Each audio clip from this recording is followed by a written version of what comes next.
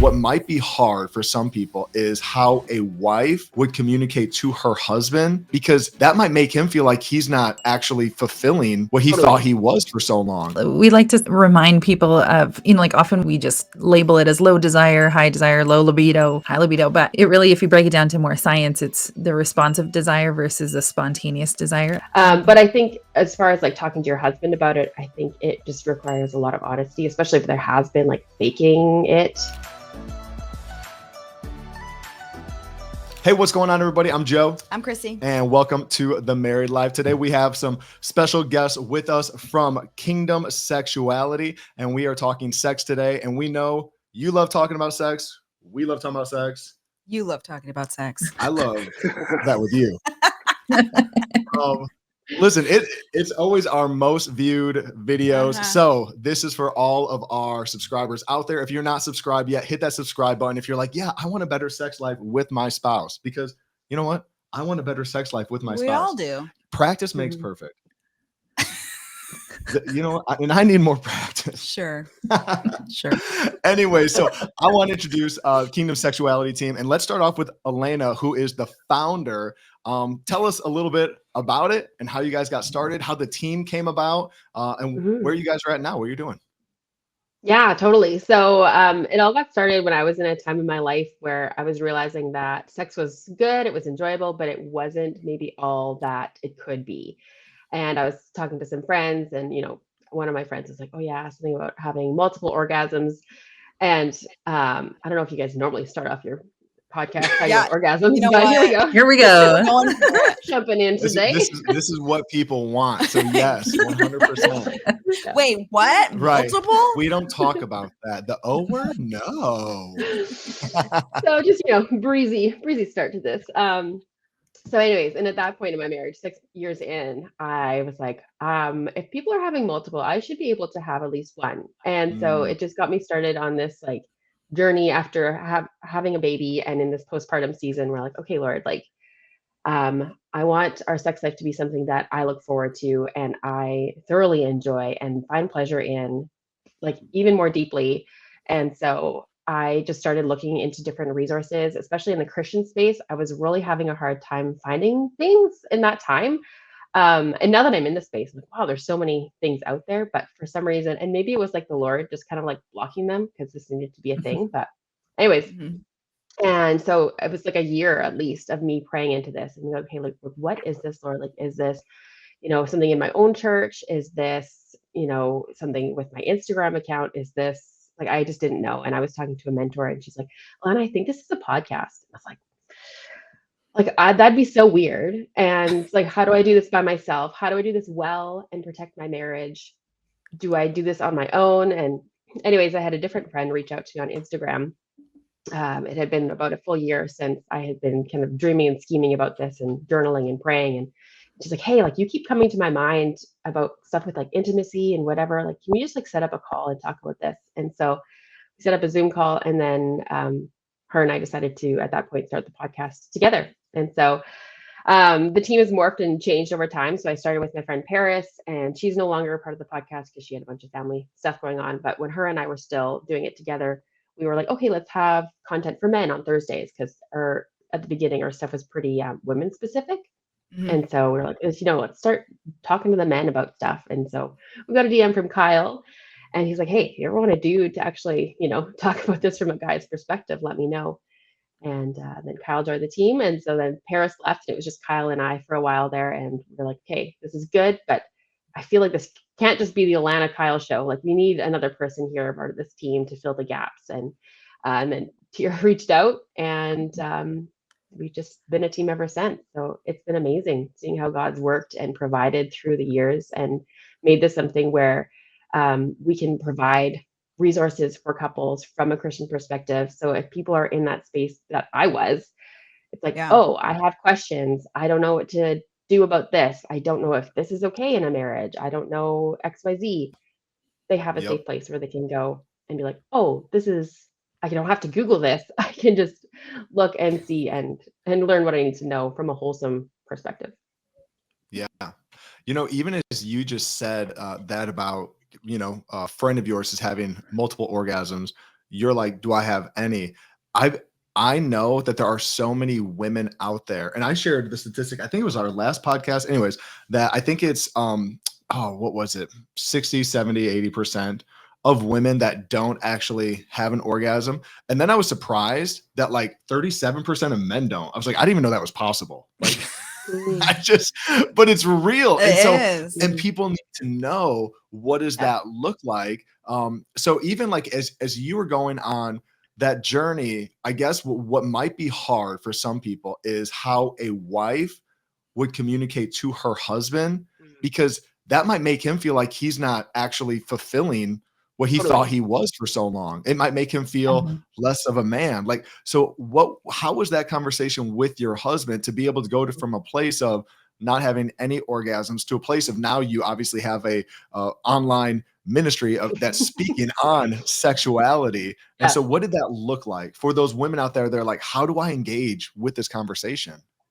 For us, it was nice because I was in that season of being postpartum where we couldn't have sex anyway. And so I think I was pretty open with him about like, okay, during this time, I want to try and look into ways so that I can have an orgasm. And he's always been on board with, like, it's not that it was like a lack of trying. It was just like, we just didn't really know specifically what would do it. And I think that's a lack of like education in the Christian realm specifically to know what does this actually require. And I remember because we got married really young. I was 18, he was 19. And I had a friend who was talking to me beforehand, like an older married friend. And she's like, yeah, you know what? I just can't orgasm. And some women just can't. And, she was, I think, trying to like lower my expectations before I got married. But for me, it was just, then I did get married and I didn't. And I was like, I guess I'm just the one that can't. And so I think there's a huge gap in education there too, for women to be like, oh, I just don't, so I can't. But I think as far as like talking to your husband about it, I think it just requires a lot of honesty, especially if there has been like faking it. It's part of like, hey, like this is a really tough conversation, but maybe this hasn't been happening and I would love for it to actually be happening. Can we somehow, do some exploring? Can we prioritize my pleasure a bit and just try and learn what feels good for me? Because maybe she doesn't actually know. Yeah. And I would say, and I bet Kyle, you can speak into this too, but as a man, like I want to explore my wife. Amen. And I want her to have an orgasm. Like I want her to be at the spot of, oh, like I find such pleasure in this. Not like what you just said of like, have they been faking it just because they feel like I have to, because this is what I've seen on a movie or on TV or wherever it is, like, and not even knowing, just like you said, there's not teachings behind it of what else. Because I mean, so for all the men out there, just to help encourage you, even asking your wife that, having the honest conversation. And we talked about this before. It's like, even when bringing in another toy, another item, asking, would you feel comfortable with that? Because again, it's like, it's for you. I want to make sure that you are being taken care of, that you are finding pleasure in this, that I don't want to be selfish. And I think that's something that's like helped me out is, I mean, I think it is still selfish because it's, like I said, it's you. It's like, I just can't get enough. Like I told Krissy, I was like, you are my drug of choice. Like I am like, aw, I didn't know how to quite. Thank you. Thanks. That's so great, I guess. I know, right? We hit that all the time. But Kyle, like, as she's sharing that, what are your thoughts on that from the man's perspective of if your wife said, hey, I'm struggling here? Yeah, I think there definitely is that side of, it could hit a man's ego pretty hard if like, oh, like I can't make my wife orgasm. I can't bring her this pleasure that she desires. But I think both parties just need to be humble about it, right? And work together. Like Lana said, it's going to be a journey, and it's for 99% of women, it's not something that's not achievable. So like it is out there, like you can get there, and it might take something like a third party. Like you might need to go get some sex therapy.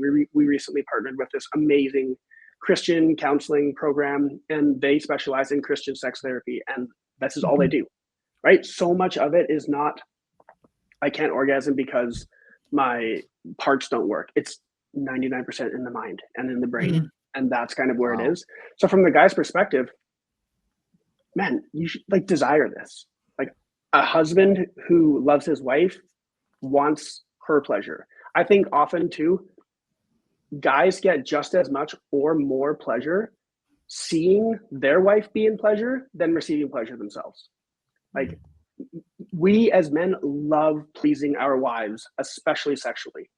So wives, I think don't be afraid to tell your husband this, because there's a good chance that he's all in on exploring and being your partner to get you where you want to go.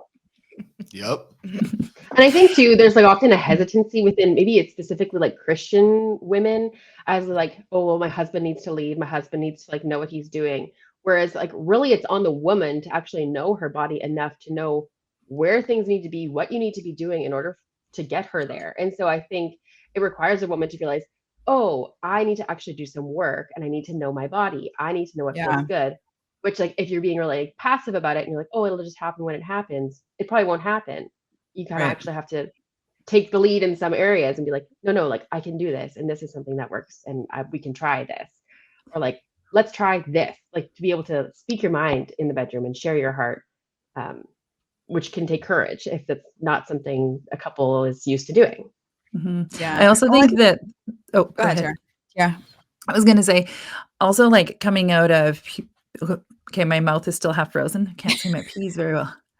Coming out of purity culture. Dentist, just what, a couple hours ago, right? Yes. So half my mouth is frozen. So people know, wait, why is she, why can't why she does she sound funny? She does not have a speech impediment. Yeah. No, I think like being raised in purity culture, you know, you're told sex is, you know, dirty, don't do it. And then you get married. And if you haven't, you know, explored yourself or feel good about your body right away, sex will start feeling like a chore. And, you know, we're told, you know, like you're going to want to keep your husband happy, you know, that'll keep him away from porn or keep him from having an affair. Like you need to be available for him. And so if you have that thought pattern already, like even at the beginning of your marriage, you're not even thinking about how sex can be pleasurable for you.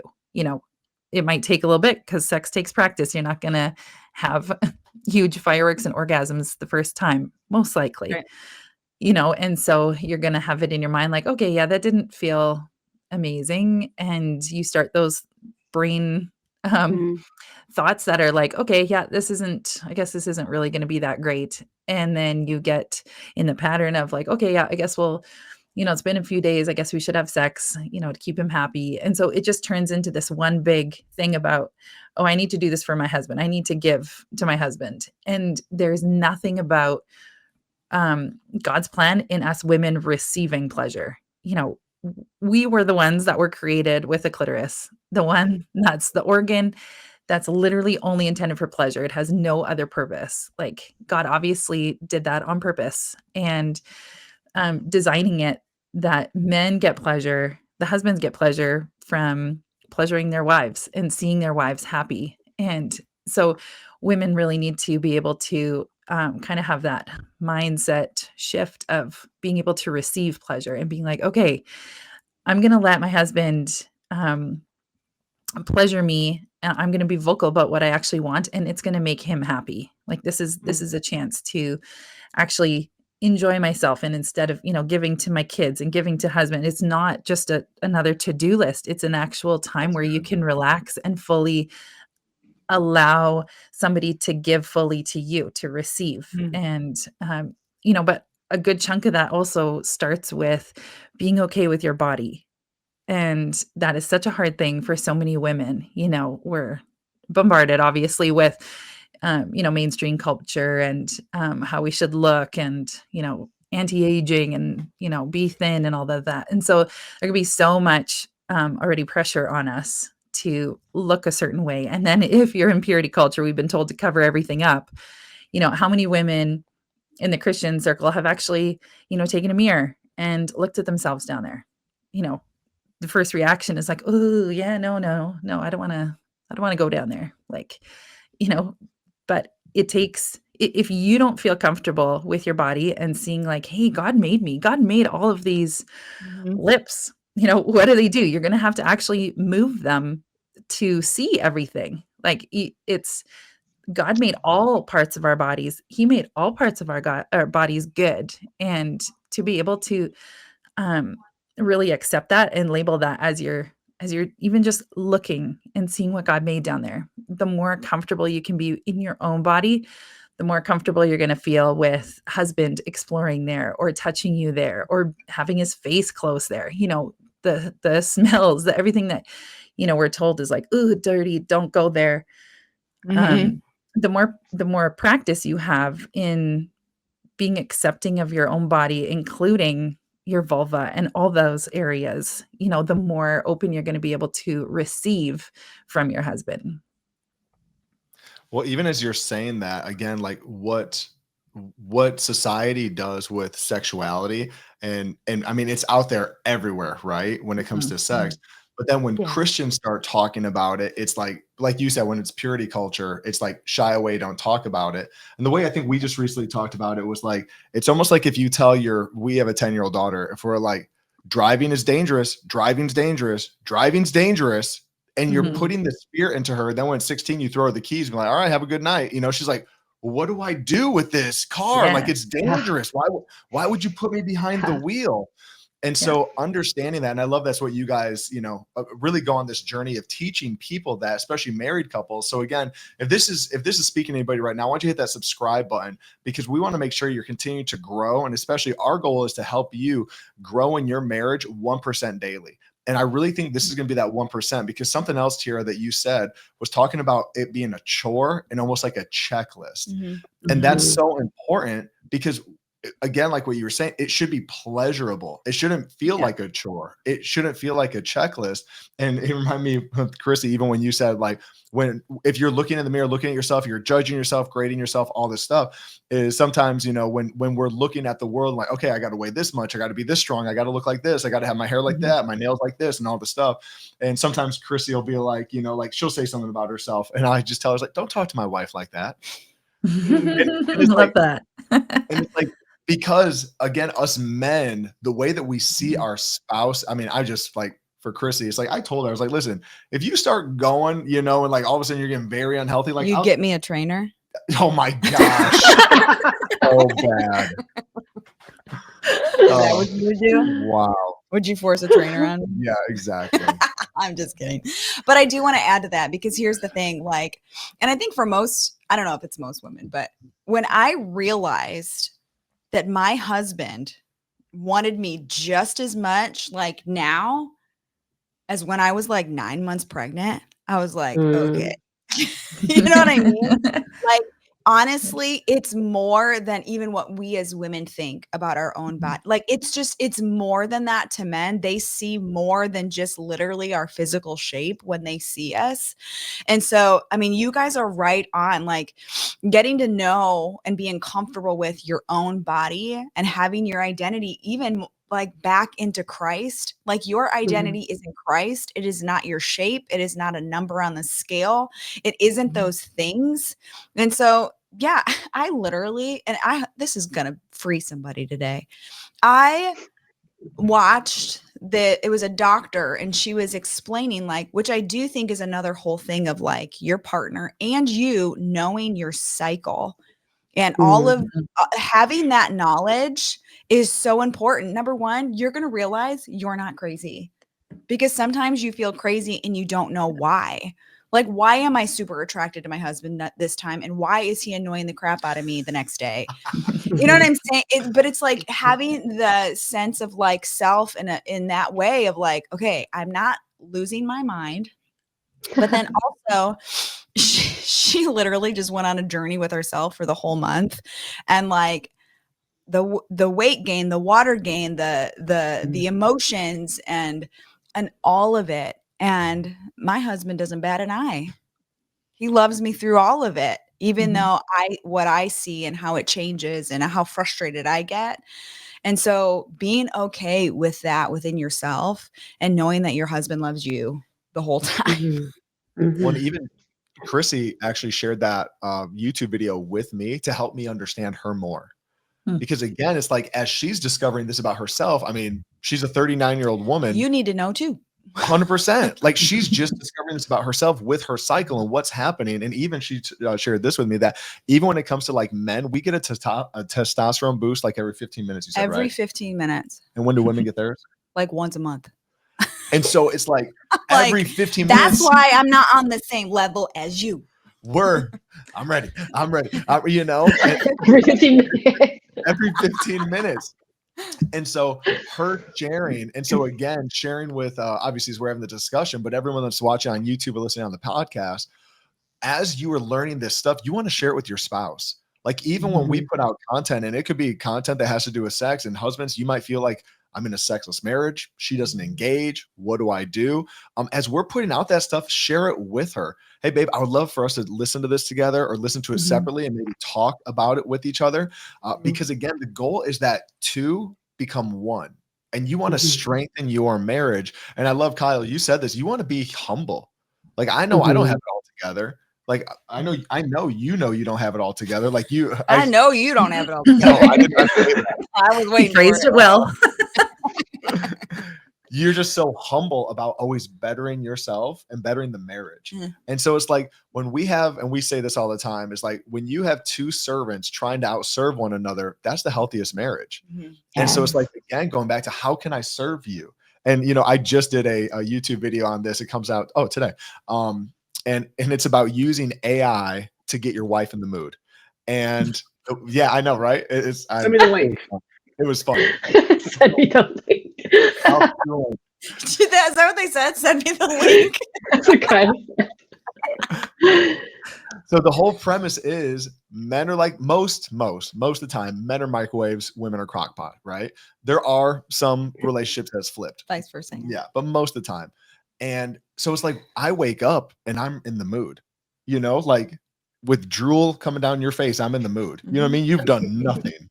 And I just opened my eyes. So, but for women, it starts in the morning to that evening to get her in the mood that evening. It doesn't just start at, hey, it's 8 o'clock. Kids are in bed. Let's do this. You know, it's like, no, you haven't been warming me up at all throughout the day. So anyways, what I did with ChatGPT was I said, okay, my wife's, you know, I gave all this. I said, help me build out a plan to get my wife in the mood the entire day. Literally from so good. Yeah. And so I already do this and it had the idea. But like, so I bring her, so I wake up at 4 a.m., do my devotional, spend my time with the Lord. Then at 5 a.m., I go to the gym. When I'm leaving at 5 a.m. or 4:45, I bring her a cup of coffee. And sometimes with like a I love you sticky note and what it says on it, what I love about her. But anyways, just to serve her first thing in the morning, just to affirm her first thing in the morning. Nice. And then she wakes up, spends her time with the Lord, and then we switch. She goes to the gym. I'm home with the kids before they go to school. But anyway, saying that, it's like start off with a sticky note, loving her. When you see her in the kitchen, give her, just rub her back, not squeeze her butt. You know, no wife at 7 a.m. was ever like, ooh, yeah, squeeze it, babe. Squeeze that butt some more. No. Unless wife. you're ovulating, maybe. So anyways, it's all throughout the day, even went to send a text message. And so it was fun because even the text message ChatGPT like put out there, it was a little too much. I was like, I want to be flirty, but I felt like this was like too, you know, much of like, hey, I'm expecting sex tonight. So I was like, hey, give me 5 other potential text messages that aren't as extreme. And so, I mean, and then I told people this, and you're watching now on YouTube. And if you're like, what a lazy bum, listen, when's the last time you made your own anniversary card? You're buying that from Hallmark, aren't you? So I can use ChatGPT to figure out what I need to text my wife. And if that offended you, you need to subscribe. Yeah. Okay. So when it comes to even, you know, like I was thinking about this, when it comes to the kingdom sexuality, what is the most common theme or topic that couples need help with regarding sex? I would probably say differing drives is a big one. We get that one often where it's like either the wife wants it more or the husband or vice versa. Orgasms is another thing that comes up a fair amount, I would say. Also, people struggling with pornography. That we have a Facebook group, and in the Facebook group, people are like asking questions about porn very often. Like, I just found out this about my husband, or we're navigating this, and how do we, go forward from that. So I think those would maybe be our top three. Well, let's hit on those. I know, and Kyle actually, and I saw this online, that you came from a history of struggling with pornography, but then also you just shared before we even started recording that your guys' Facebook group has 10,000 people in it. Yeah. So for everyone watching online, if you're like, hey, I need more than just a video. If you need a community, jump in there. Jump on their Facebook community. We'll put a link below so you can just click that and go to it, because again, our goal is to always serve you as our subscribers, as like our community. We're not saying, hey, just hang with Joe and Krissy. There's other people out there that have fantastic resources, and these are some of those people. And so definitely click on that link. But yeah, so let's talk about the sex drive. Usually if one has the sex drive more than the other, what are some of the things, the advice you would give, whether it's the wife who the question, hey, my spouse isn't engaging as I want to be? Well, we like to remind people of, like often we just label it as low desire, high desire, low libido, high libido, but it really, if you break it down to more science, it's the responsive desire versus a spontaneous desire. I don't know if you've talked with that about on your podcast before. I've been there. So the I'll start with spontaneous. That is what we would more classify as the high libido, right? You're spontaneously aroused. That's how your body functions. You're able to get going pretty quickly. Then you have the responsive desire, which you can get aroused, but it will generally be in response to something. So when we're speaking about husband wives, generally speaking, the husbands are more spontaneous desire and wives are more responsive desire. So if you know that about yourself, first off, it's nice to know that you're not low in something, right? Like that low makes it that negative connotation already. When you have it as like, okay, responsive, you know that about your body, you know that once you're starting to get into it, you can enjoy it.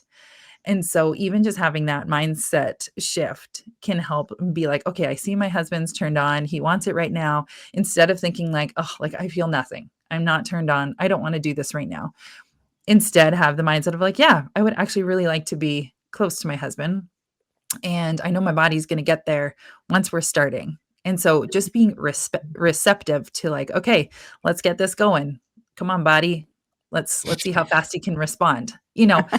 It just makes sex more the ability to be fun instead of classifying it right away as low. Yes, it's going to take forever, be like, no, I know I'm going to get into this. I know I'm going to enjoy it. Yeah, let's do it. So that's where I would start, is like even just having that knowledge of responsive versus spontaneous. I love it. I always say that I never, even if I'm not in the mood, I never regret it. Right. But that's such a good way to like explain it. Like I'm never like, dang, I wish we didn't do that. Yeah. And like you said, Krissy, about like learning your cycle. That is huge too, right? Like knowing those first 2 weeks, you're probably going to be more acceptive of like, let's do this. And especially as you're, coming to ovulation, we talk about this a lot. I'm a fertility and menopause doula on the side. So I definitely bring all that stuff and education. So we have a bunch of podcast episodes that talk about it.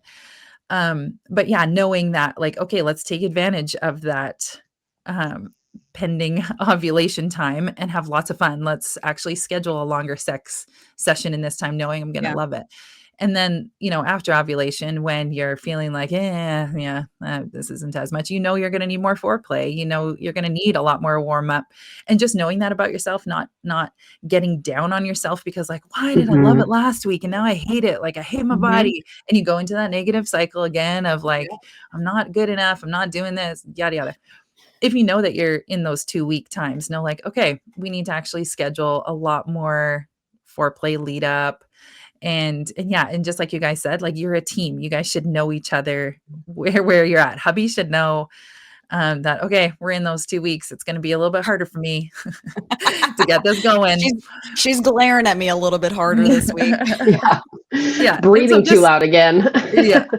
Yeah, so just knowing where you are in your cycle and taking advantage of that and knowing that and planning around that can also really help when there's big differing drives like that.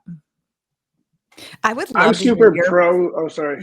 No, I was going to ask I for was your gonna say I'm perspective. super pro scheduled sex.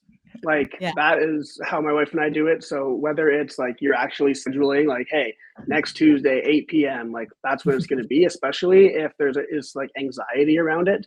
This can be a way to ease that. Like, hey, okay, I know I'm gonna set myself up that day so that evening I'm in the mood. I'm not going to schedule 27 play dates and 32 chores that day, right? I'm going to schedule a relaxing morning. Maybe we'll go for a walk, like whatever it is. You're going to set yourself up so that evening you're in the mood, or you are open to being in the mood more so than you're stressed. Your to-do list is a mile long. All these things are going on. Maybe you put lingerie on underneath your clothes, ladies. May help set your mood, set the mood that way. Come on, Kyle, preach. For Right, all the there's guys so out there, many if you things you like can that do idea, to just comment Y below for yes. There's lots of things you can do to set yourselves up to have success, and scheduling can be one of the best ways to do it because you commit to it. Both of you commit to it, right? And maybe you can flirt throughout the day, maybe send text messages back and forth, build the mood for that evening. But I'm super pro scheduling, so that's my advice. Yeah, we've gotten to that place too of schedule works best for us. And the way that we've done it is not like it's like, okay, it's yes on Monday, no on Tuesday, yes on Wednesday, no on Thursday. It's I have certain days that I initiate, she has certain days she initiates. And then we have one day it's just like, hey, if no one initiates, it doesn't happen. And it's also like kind of a free for all. So if you do, let's go with it, and I think for that it's helped us out. But Krissy, and we did a whole podcast on that too. I mean, because there's so many different ways to calendar it out, for people that are like nurses, right? Like or just Flex scheduling. Yeah, flex scheduling. Maybe you're at home at lunch at the same time, so you're like, hey, these lunch breaks are going to be our time to have sex. But we were talking about it, and for Krissy, what she opened up on was she's like, I feel like I'm going to disappoint you with the calendar, right? Yeah. Do you want to share like why that was? I just know my husband, and he's like a drill sergeant for himself. And so I knew like when he puts his mind to something, like that's just what it is.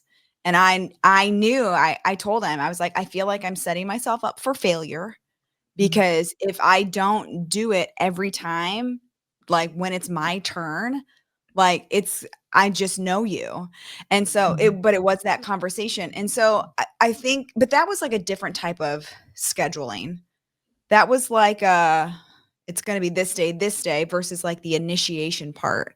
And so go back on on that video and listen to all the different types of scheduling and how we like talk that through. But you do have to be open and honest with your spouse on like your actual concerns. Right. Because I mean, it was a safe place that I could even share that with you. Right. And it hasn't been like that. No, because I told her that for me, the mindset is like, I told her this the other day. The other day I walked in the bedroom and I don't even know from what happened, but you were just like did that to me, right? In my mind, I'm like, and I told her, I said, anytime you do anything like that, I think tonight we're having sex. Like I was like, but also But then I said like 20 minutes later, I'm like, oh, I'm so tired. Right. And then you're like, I feel like I'm getting mixed signals. I was like, well, I meant both of those things. I am tired and I don't know what to tell you. But I told her, I said, but what's helpful for me when we have a schedule is when I know the nights I can initiate versus I think it's going to happen tonight and then it doesn't. And then I think it's going to happen the next night and it doesn't. And then I was like, that's when for me, I feel like let down versus like, hey, if you don't initiate, that's okay. We need a break. It's been a long day. It's been a long 2 days. I know on my night, I'm going to initiate because I always have energy for that. So it's like, at least we have a rhythm of knowing. Yeah. So did it feel like when we actually had that conversation that the pressure actually came off? Oh, absolutely. The way that you responded was great. You're like, no. And maybe maybe I just brought it to your attention and then you were aware after that. Maybe. I don't know. I don't know either. But anyways, for couples that like you want to try Kyle's idea, you want to go back and watch our YouTube video all about calendars.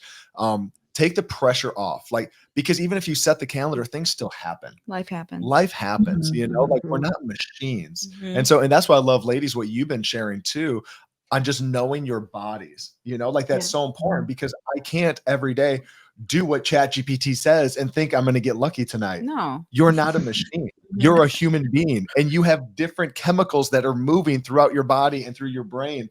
And so for me to be like, maybe you can use ChatGPT and put in my cycle phase. There you go. Yes.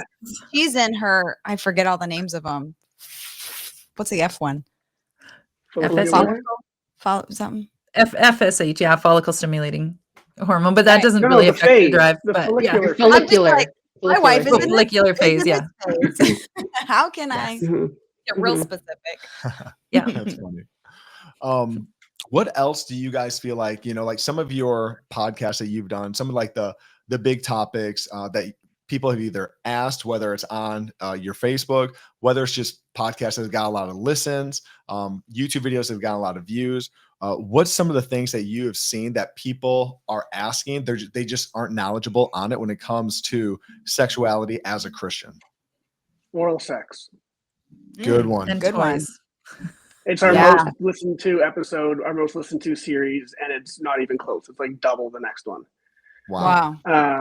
We did a 3-part series, so we interviewed another couple about it, and then we did one on him serving her and one on her serving him. And yeah, they're like far and away our most popular episodes. Yeah, not even close. You did Yeah, hands anatomy down. and stuff a part of that one too, I think, right? What's Didn't that? you? You did it. We did anatomy a part of that one too, didn't we? It wasn't a part of it, but it preceded it. It was the episode right before it. Okay. So I broke down like all of his anatomy, all of her anatomy, Mhm. how certain areas like to be touched, what pressure, what type of pace, all this kind of stuff. And then right after that, we went into our oral episodes, which was good timing. So you like just set it up to knock it out of the park is what you did. Oh yeah. Yeah. What was the name of Exactly. that book? She What was comes the name? first. Is that what the name of the? No, it was not a. Was that? Is that a Christian book? No. No. Is that the one that you? Listen to on audio? Yeah, No, that was a different one. I don't remember the name of that book. it definitely wasn't a Christian book either, but it was pretty helpful. Yeah, it was. It was really helpful. Or him on her or her on him. I don't know. I don't remember. We listened to that when we lived in Indiana. We Because listened there's to a that book. literally driving here Yeah, from Indiana we did. Nice. because That's we had to fun. drive. We drove 2 cars. And then we had all of our other stuff like shipped out. And so it was literally just him in one car, me in the other. And my kids flew out with my mother-in-law. And Oh, so nice. we had a lot of Nice. time. So for everyone, Brilliant. we moved from Indiana to California to start a church, and literally listening to, I don't remember what that book was, but it was on sex, because again, it's like us wanting to better our sex life. But it prompted me because there was a whole chapter or a whole section literally just on oral sex. Yep. Mhm. It was very descriptive. Yep. Hmm. And you But You Wonder what started a book it new. You started a new helpful. church and started a new chapter. And there's sex life at the same time. That's it. Love Why it. not? That's it. It That's was it. very helpful. It was very helpful. Oh my God. But no, Kyle, you're spot on. So it's like we did a podcast before, and like what's allowed in the Christian bedroom, because Mm. Christian couples wonder that what's allowed. Yeah. And so literally like our answer is anything except people, which is either physical or digital. Like Mhm. don't bring Yeah. pornography in, don't bring another person in. But everything else is on the table as long as you're having the conversation. As long as it's mutual. Don't surprise them. Don't Yeah. surprise them. Maybe Yeah. unless you have that spouse that wants to be surprised, maybe once you get down the road, surprise you okay. But if it's a first time, you're thinking like Ah, a toy, and all of a sudden you pull something Stop. out, they're like, don't say anything. Yeah, we were on a podcast once, and they went by the 3 Ps: no porn, no pets, no other people. oh, no pets. And honestly, that one never ran across my mind. But I guess it needs to be said. It does need to be said in today's world. Yep. Yep. Yep. But that's that. I mean, that's so good. So let's even like talking about that. Would you guys say like what you've shared before is like, hey guys, when it comes to relationships, like, yeah, obviously you want to please your spouse. You're not trying to force anything on them. So it's the conversation of oral sex and toys and what you want to bring, what you want to try. Like Krissy and I, we say this, it's like, hey, we'll try it. But then if she's like, it's not for me, or I'm like, not fan, like we back off. We tried it, or it's like, hey, 3 strikes and it's out. You know, like you got 3 tries. Yeah, 3 tries. Like, hey, it's not for us. So even for you guys, I'd love to just hear you guys open up about that, what those kind of conversations have been.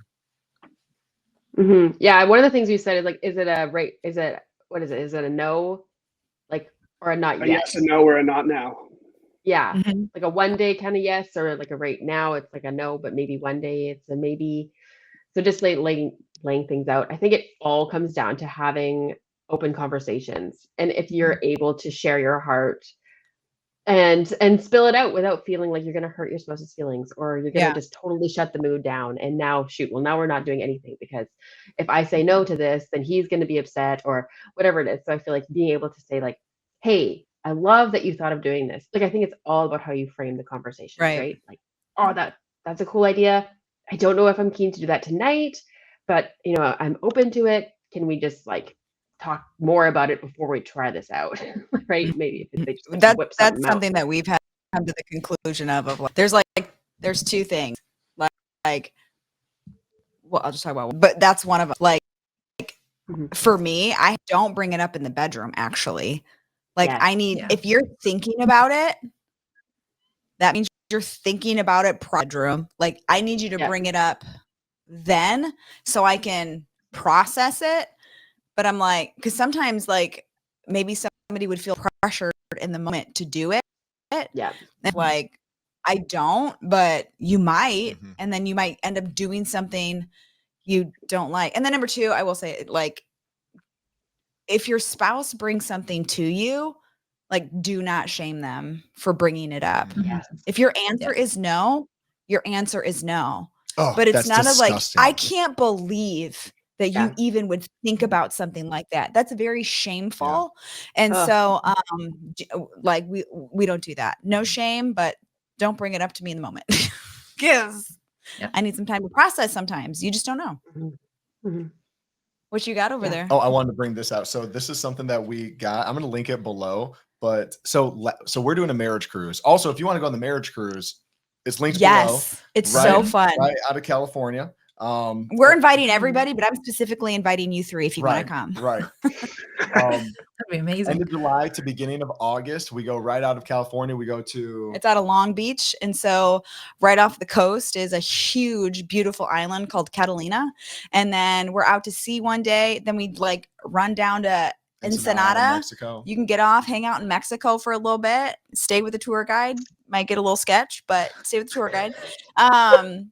And then we get back on and we come back home. It's like all right here. It's super close. All inclusive. All inclusive. So last year, I mean, it's a cruise. We had 6 couples last year. We had 6 couples. We did not open it up to everybody. It was just for our church. It was like our beta testing, and it was amazing. And so we were like, we opened it up. And so we've got some couples from all across the United States coming. We have people from Indiana, from Florida, from Southern California, like San Diego that we don't know, but they follow us online. And then North Carolina, North California. Yep. But anyways, the reason I brought this out is because, this is, I'm going to link it below. It's a deck of cards with just different positions. So again, it's like, hey, what do we want to do? You just pulling out, like, we're going with that one tonight, they're not graphic, they're stick figures. So they're like help you to like look at, try to hold one up if it can show. Anyways, what we did to help couples last year on the cruise. And so I'm telling you this, if you come on, we're going to get a goodie bag.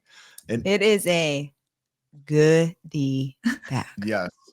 In this bag, it will be a black bag, and there will be things in it that are just for you and your spouse to open in the bedroom. We had newlyweds on the cruise. This was literally their honeymoon. Yeah. And you never saw them. Again. They opened that bag, and her face. Oh, all of the color left her face. Just appalled the things that were like, this is allowed in the bedroom, and like blew her mind. And so I mean, there were some pop rocks in there. They were called something else online, but you guys can look that up and figure it out. Pop rocks can be used the same way though. There's other toys in there. There's this year, I think we're going to be giving away the deck of cards for everybody to check that out. But yeah, so we do a marriage session from 10 a.m. to 11 a.m. and then it's just have fun, party with your spouse, hang out with other people, enjoy the scenery, enjoy the island, enjoy Ensenada, eat some tacos, eat a lot of food because it's all you can eat on the cruise. Yeah. But that link I'm going to put below. So if anyone out there also wants to join us, you're invited. But yeah, if you guys need a vacation and you're like, we want to get away with our spouses, we'd love to have you. You guys can do a session. Yeah. Come out, do a sex session. That would be amazing. We better start with them. I feel like everybody there would appreciate them starting. 100%. And that way they can practice the rest of the week. We even said, we made a joke that we're going to do a bingo card about all the areas. Like if you fill out this bingo card by having sex in these areas, you or win these something positions special. or these, or like this, how fun would that be? Like we're on like Catalina Island, so it's like rent a golf cart, go somewhere, whatever, and so we'll see how spontaneous some people are. Yeah. It's gonna be so good. But one of the ones we joked about was like in the shower of the cruise ship because the showers are so small. You can't 1%. We're like, good luck. Challenge accepted. Hilarious. Yeah, That's right. awesome. We should maybe contribute one of our sex challenges to that black bag. Come on. Yes. We have a bunch of those. Let's talk about it. What are they? What is this? Well, Tears our master sex challenge writer. Well, it all started with Christmas one that we were like, okay, let's do something fun. So we did the 12 days of Sexmas and did a pun on all of the 12 days of Christmas things, and did positions for each of them and fun things. So that was like a huge hit. It was really fun. Maybe we should explain what a sex challenge is. If people don't know. I mean, it'll be like a certain amount of days and you commit to having sex for those days. And of course, like we have disclaimers and stuff of like, if real life goes, something's wrong, change it. You can, if having sex every day is too much, do it every other day. We're not telling everybody to be super rigid, but the point of it is to like anticipate this to be a fun thing that you're doing with your spouse for a certain amount of time.